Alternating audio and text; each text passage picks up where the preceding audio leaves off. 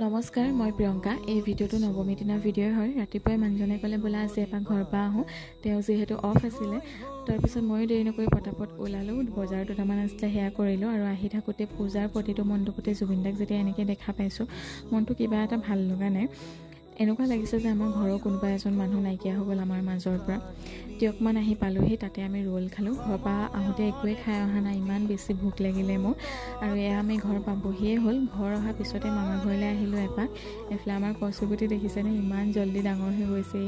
সন্ধিয়া হোৱাৰ লগে লগে আমি ওলালোঁ পূজা চাবলৈ বুলি। পূজানো কি আৰু, এইবাৰতো একেবাৰে সেমেকা হ'লেও কিন্তু মানুহ আজি বহুত বেছিয়ে হৈছিলে। মাৰ ওচৰত সেৱা কৰিলোঁ।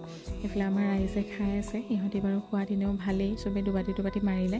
মাহী আৰু মই মিলি আইচক্ৰীম খালোঁ। তাৰপিছত মেলাত 50 টকা ফুলি দি আছিলে, তাকেই ল'বলৈ মানুহবোৰৰ ইমান হেঁচা ঠেলা। ময়ো পিছে তাৰ পৰা দুযোৰমান ল'লোঁ। তাৰপিছত অলপ সময় পূজা চালোঁ। আৰু এইফালে আমাৰ পোৱালি তেন্তে আছিলে, ইমানেই আছিলে। বাই।